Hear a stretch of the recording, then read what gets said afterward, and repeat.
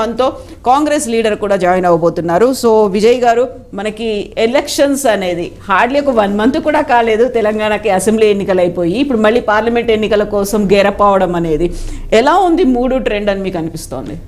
ఇప్పుడు ఎలక్షన్స్ అయిపోయినాయి. అసెంబ్లీ ఎలక్షన్లు చాలా కీలకం ఏ రాష్ట్రానికి. నెక్స్ట్ పార్లమెంట్ ఎలక్షన్లు మనకి మేలో జరుగుతాయి. మా జనవరి మార్చిలో షెడ్యూల్ వస్తుంది, మేలో జరుగుతాయి. అన్ని రాజకీయ పార్టీలు సిద్ధం కావాల్సినటువంటి అవసరం ఉంటుంది. ఎందుకంటే పార్లమెంట్లో కూడా ఆ రాజకీయ పార్టీకి సంబంధించిన ఉనికి కావచ్చు, బలం కావచ్చు నిరూపించుకునేటువంటి అంశము ఇందులో జరుగుతుంది. అందుకే ఒక్కొక్క పార్టీ, కాంగ్రెస్ పార్టీ వాళ్ళ పొలిటికల్ అఫైర్స్ కమిటీలో సోనియా గాంధీ పోటీ చేయాలని ఒక తీర్మానం చేసి పంపారు.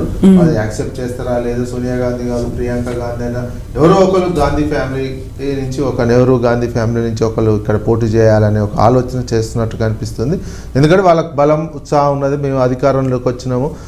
ఆ నేపథ్యంలో అంటే వచ్చినారని వాళ్ళు చేస్తామని నల్గొండ నుంచి చేయమనేది ప్రధానంగా వస్తున్నటువంటిది. నల్గొండ జనరల్ కాంగ్రెస్ పార్టీకి బలంగా ఉన్నటువంటి ఎంపీ స్థానము. అది ఎప్పుడైనా అటువంటి దానివల్ల ఉపయోగం ఉండదు. ఓడిపోయేటువంటిది బలహీనంగా ఉన్నటువంటి చోట వాళ్ళు ఏదైనా నిలబడితే పార్టీకి బూస్ట్ వచ్చే అవకాశం ఉంటుంది. ఇంకొకటి కాంగ్రెస్ పార్టీది ఏంటంటే ఉత్తరప్రదేశ్లో మళ్ళీ సోనియా గాంధీకి కూడా ఎఫెక్ట్ అయ్యే అవకాశం ఉంది అనేది వస్తున్నట్టు.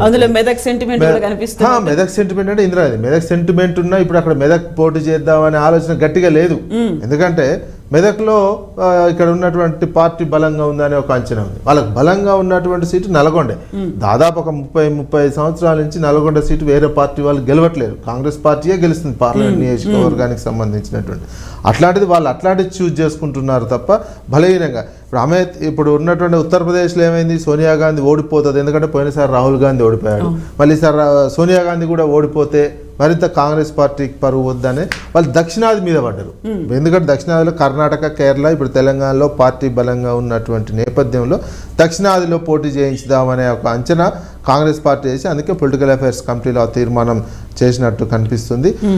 అయితే కాంగ్రెస్ పార్టీ మీద ఈ పార్లమెంట్ ఎన్నికల్లో ఈ 3 నెలల పరిపాలన, 4 నెలల పరిపాలన ప్రభావం కాంగ్రెస్ పార్టీ మీద పడుతుంది. తెలంగాణలో ఇచ్చినటువంటి హామీలు వీళ్ళు విమర్శలు రాజకీయంగా ఇతర పార్టీల మీద విమర్శలు చేయొచ్చు, గత ప్రభుత్వం ఎట్లా ఉందనేది ఒక విమర్శ చేస్తున్నప్పటికీ పర్ఫార్మెన్స్ విషయం 3 నెలల్లో మీరు చెప్పినటువంటి హామీలు ఎంతవరకు నెరవేర్చారు, మాకు ఆ సౌకర్యాలు అందుతున్నాయా లేదా అనే అంశాన్ని మాత్రం పబ్లిక్, ఓటర్లు ఒక అంచనా వేసుకోనే అవకాశం కనిపిస్తుంది. ఇందులో కనుక ఏమాత్రం వాళ్ళు, ఎందుకంటే తేడా ఉంటుంది ఎలక్షన్కి ఫలితాల్లో మన తెలంగాణలో తేడా కనిపిస్తుంది. బై ఎలక్షన్స్ కావచ్చు, నెక్స్ట్ జరుగుతున్న ప్రతి ఎలక్షన్కి ఓ రకమైనటువంటి చేంజ్ కనిపిస్తుంది.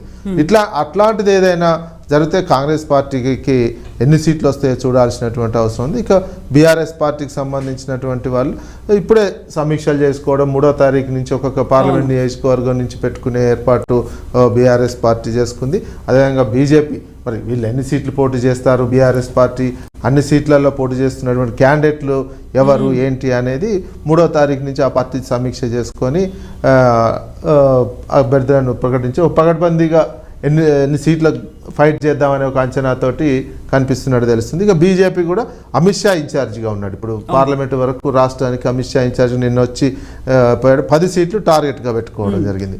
వాళ్ళు ఎప్పుడైనా పోయినసారి అసెంబ్లీ ఎలక్షన్లప్పుడు 90 సీట్లు టార్గెట్ పెట్టుకున్నారు. తెలంగాణ మిషన్ 90 అని చెప్పి 9 వస్తే చాలనే కాడికి పోయింది.